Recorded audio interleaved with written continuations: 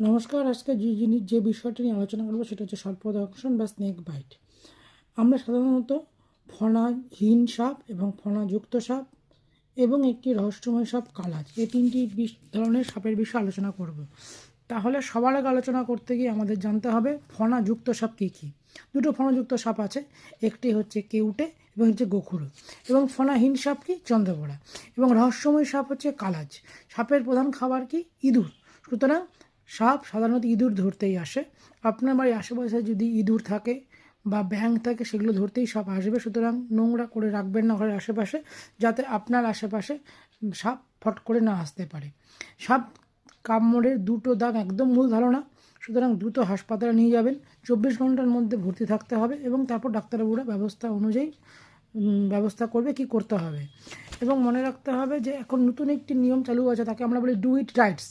Right মানে হচ্ছে রোগীকে আশ্বস্ত করতে হবে, এবং RIGHT, আর বোঝায় রিঅ্যাসুরেন্স, মানে রোগীকে আশ্বস্ত করতে হবে। ইমোবিলাইজেশন মানে হচ্ছে রোগীকে নড়াচড়া করানো যাবে না, মানে রোগীকে যে জায়গাটা সাপে কামড়েছে সেই জায়গাটা নড়াচড়া করানো যাবে না।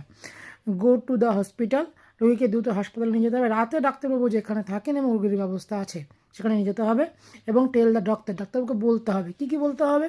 প্রথম 1 নম্বর, কখন কামড়েছে, সময়টা খুব জরুরি, কোন সময়টা কামড়েছে। 2, কোথায় কামড়েছে, ঘরের ভেতরে না ঘরের বাইরে।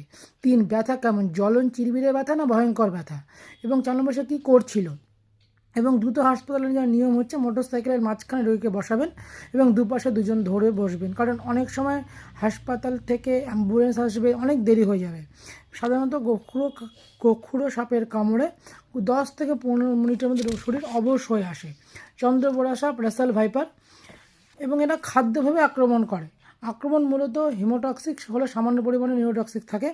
ব্যথা খুব থাকে, ফোলা থাকে, এবং ক্ষত স্থান থেকে রক্তপাত সহজে বন্ধ হতে চায় না।